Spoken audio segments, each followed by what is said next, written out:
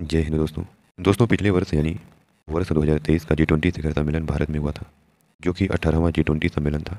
दोस्तों, इस वर्ष यानी वर्ष 2024 का G20 समिट ब्राज़ील में हो रहा है। 18 नवंबर से 19 नवंबर 2024 तक ब्राज़ील के रियो डी जेनेरियो शहर में G20 का सम्मेलन हो रहा है, जिसमें दुनिया के सभी बड़े नेता पहुंचने वाले हैं। दोस्तों, G20 क्या है और इसमें कौन कौन से देश शामिल हैं? G20 कब और क्यों अस्तित्व में आया? आइए इन सारे सवालों का जवाब अखबार में दिए एक एडिटोरियल के माध्यम से हम जानने का प्रयास करते हैं। दोस्तों, एडिटोरियल की शुरुआत करते हुए लेखक लिखते हैं, जगह था इंडोनेशिया का बाली और मौका था G20 की मीटिंग। तारीख थी 16 नवंबर 2022। इस दिन इंडोनेशिया की मेजबानी में G20 सम्मेलन का आखिरी दिन था। साझा घोषणा पत्र जारी होना था, लेकिन तभी यूक्रेन जंग को लेकर के अमेरिका और रूस के बीच तनातनी हो गई।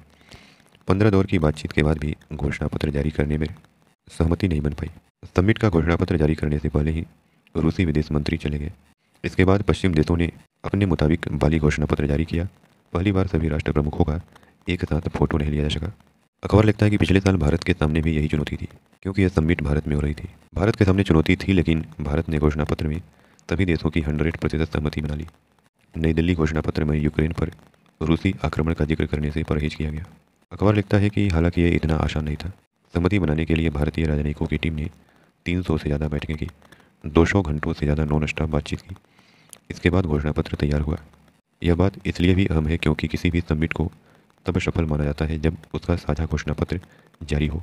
दोस्तों, G20 की बात करें, उसकी स्थापना 26 सितंबर 1999 को हुई थी। आपने G7 देशों के बारे में सुना होगा, जिसमें America, Italy, Japan, France, Germany, Britain और कनाडा शामिल हैं। इन्हीं G7 देशों ने मिलकर के G20 का गठन किया, और G20 के गठन का मकसद था दुनिया की अर्थव्यवस्था को ठीक से चलाने के लिए सदस्य देशों को एक राय कायम करना।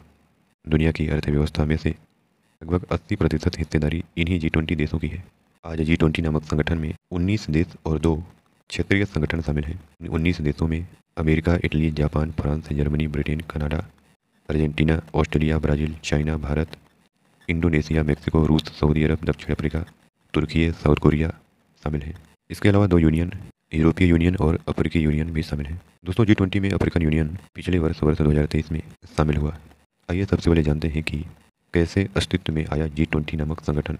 दोस्तों, वर्ष 2008, इस वर्ष दुनिया में आर्थिक संकट यानी फाइनेंशियल क्राइसिस आया। वर्ष 2008 में दुनिया फाइनेंशियल क्राइसिस से गुजरी। इससे ठीक 11 साल पहले 1997 में एशिया में भी एक आर्थिक संकट आया था। इसे एशियन फाइनेंशियल क्राइसिस के नाम से जाना जाता है। यह संकट थाईलैंड से शुरू होकर के एशिया के दूसरे देशों में फैल गया। मंदी की वजह से आसियान देशों पर उनकी GDP की तुलना में 167% कर्ज बढ़ गया।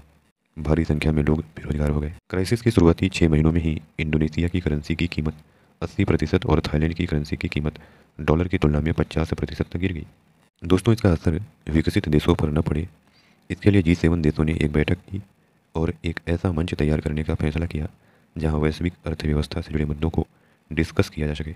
तब G20 की शुरुआत हुई। उन देशों की पहचान की गई जिनकी अर्थव्यवस्था तेज़ी से बढ़ रही थी या जिनमें तेज़ी से बढ़ने की कैपेसिटी थी। सभी को एक मंच पर लाया गया। वर्ष 2007 तक केवल सदस्य देशों के वित्त मंत्रियों की बैठक होती थी। हालांकि 2007 और 2008 में पश्चिमी और धनी देशों में आई फाइनेंशियल क्राइसिस ने उन्हें मजबूर कर दिया कि वो बातचीत को राष्ट्र अध्यक्षों के स्तर तक ले जाएं।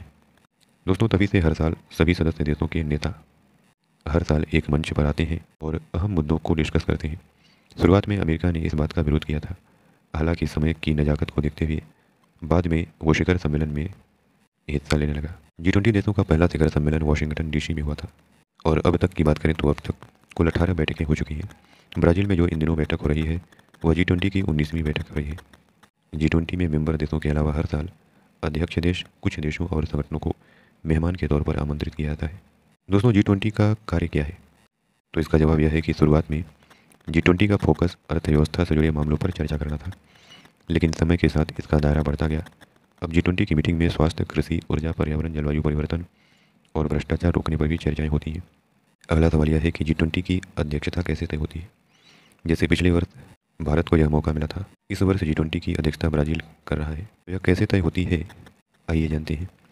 दोस्तों, G20 की अध्यक्षता हर साल सदस्यतः देशों के बीच घूमती रहती है। इसका आयोजन कहाँ होना है, इसका फैसला ट्रोइका यानी कि एक तिकड़ी से तय होता है। तिकड़ी में पिछले, वर्तमान और भविष्य के अध्यक्ष देश शामिल होते हैं। इस बार भारत, ब्राज़ील और इंडोनेशिया का एक ट्रोइका है। 2023 में भारत में G20 समिट का आयोजन हुआ था। 2024 में ब्राज़ील में आयोजन हो रहा है।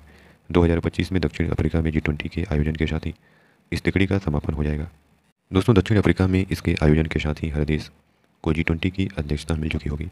इसके बाद 2026 से फिर से अमेरिका को G20 की अध्यक्षता मिल जाएगी और अमेरिका इकलौता ऐसा देश है जो 2 बार G20 की मेज़बानी कर चुका है। अगर भारत में हुए G20 शिखर सम्मेलन की कुछ महत्वपूर्ण बातों की हम चर्चा करें तो वर्ष 2023 में जो भारत में G20 शिखर सम्मेलन हुआ था वह 18वां G20 समिट था। 9 से 10 सितंबर 2023 के बीच इसका आयोजन दिल्ली में हुआ था। इसी दौरान 54 देशों के अफ्रीकी यूनियन को G20 में शामिल किया गया था। तो दोस्तों इस प्रकार हमने इस वीडियो के माध्यम से G20 के बारे में सभी महत्वपूर्ण बातों को जानने की कोशिश की। आशा करते हैं कि आपको इस वीडियो के माध्यम से काफ़ी कुछ जानने को मिला। धन्यवाद।